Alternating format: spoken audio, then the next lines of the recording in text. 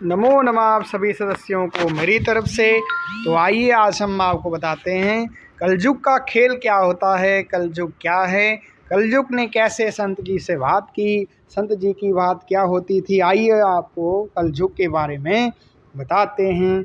जैसे ही द्वार की देहरी पर रखा दीपक कमरे में है और कमरे के बाहर भी प्रकाश फैला देता है, ऐसे ही यदि तुम अपने बाहर और भीतर प्रकाश चाहते हो तो जीव की दहरी पर राम नाम का मणि दीप रख दो। पूर्व काल में एक राम नामी संत हुए। वे अपने सत्संग में लोगों से कहते थे, राम जपूं मैं राम, राम जपूं मैं राम, राम जपूं बाबरे, गोर नवनीर निधि नाम निजो नावरे।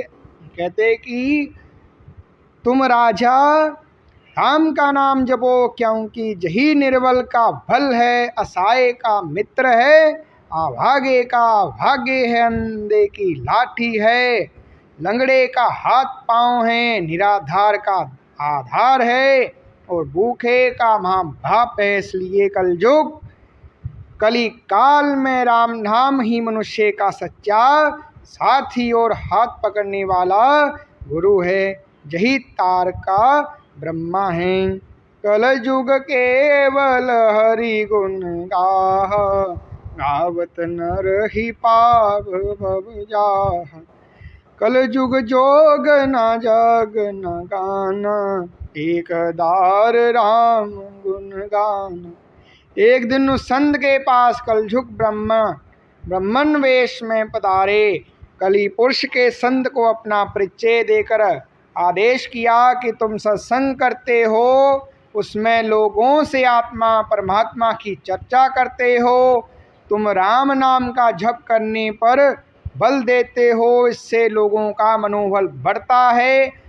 भगवान नाम के प्रति बढ़ने से जहाँ प्रीति बढ़ने से लोगों पर मेरी दाल नहीं गलती और मेरा प्रभाव व्यर्थ चला जाता है। संत ने हाथ जोड़कर विनय पूर्वक कहा, लोगों की भीड़ इकट्ठा करना मेरा उद्देश्य नहीं, मैं तो सत्संग इसलिए करता हूँ कि लोगों को भगवान पर विश्वास बढ़े, उनके नाम से प्रीति हो, ताकि वह अपना लोक परलोक सुधार सकें।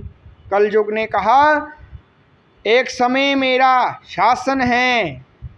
वो कहता कि समय मेरा शासन है, बुद्धिमानी इसमें इसी में है और इसका राज्य हो उसी में पक्ष में रहना चाहिए।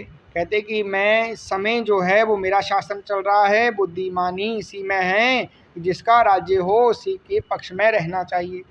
संत ने उत्तर दिया, भाई मैं तेरे राज्य में नहीं राम राज्य में रहता हूँ। मेरे श्री राम राजा जी जो हैं वो मेरे श्री राम हैं, तो नहीं।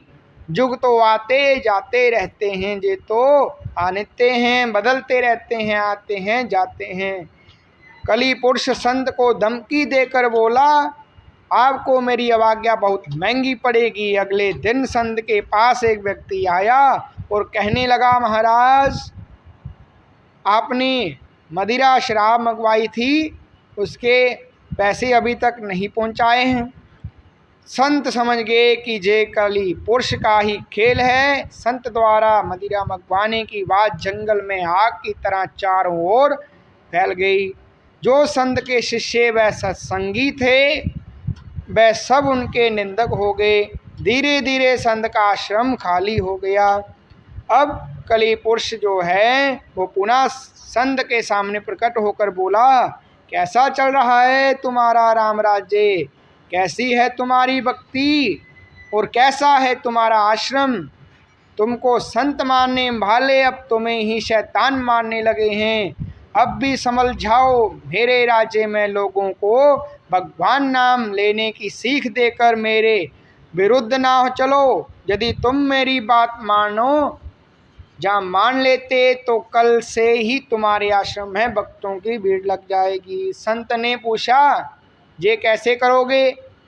कली पुरुष ने उत्तर दिया, कल ही दिखा दूंगा। दूसरे दिन संत के आश्रम के बाहर मार्ग में एक वृद्ध कोढ़ी लेटे हुए चिल्ला रहा था, अरे कोई मुझे संत के पास ले चलो, यदि वह कृपा करके अपने हाथ से मेरे ऊपर अब पानी छिड़केंगे तो मेरा कोढ़ दूर हो जाएगा। भगवान ने रात को सपने में मुझे ऐसा बताया है। लोग कोढ़ी की बात सुनकर कहते, अरे वह संत नहीं शराबी है। तो कोढ़ी तुरंत कहता, नहीं, वो तो चकोटी के महात्मा हैं। कोढ़ी द्वारा लगातार जिद करने पर लोगों ने संत की परीक्षा करनी चाहिए।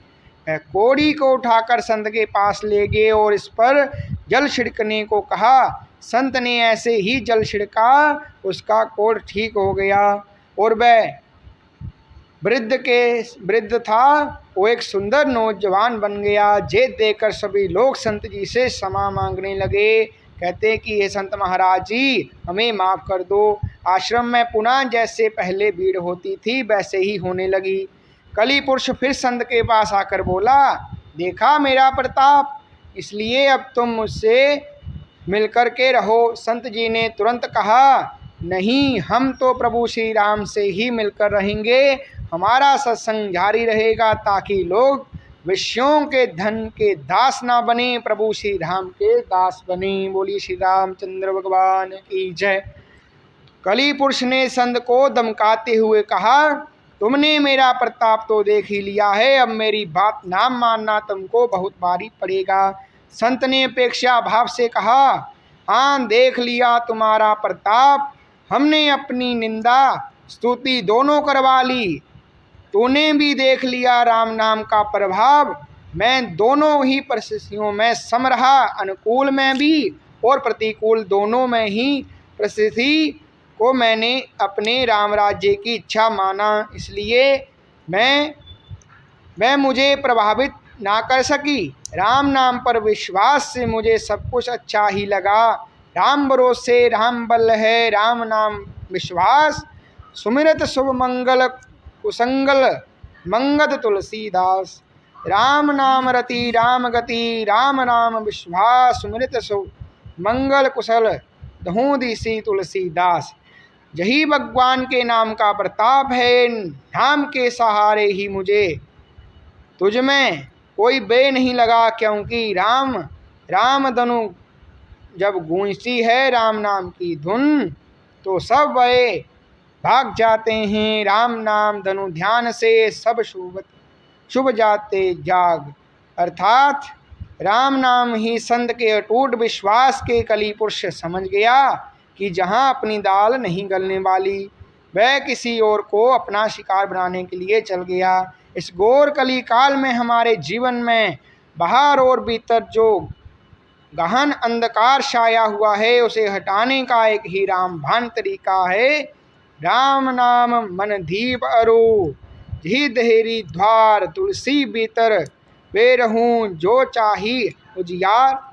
कहते हैं जैसे द्वार की दहीरी पर रखा दीपक कमरे में और कमरे के बाहर भी प्रकाश फैला देता है, वैसे ही यदि तुम अपने भीतर प्रकाश चाहते हो तो जी पर अपनी दहीरी जो होती है उस पर राम नाम का मणि दीप रखें और राम नाम का नाम लें। भगवान कहते हैं जो विश्वास करता है उसके बेड़े पार होते हैं।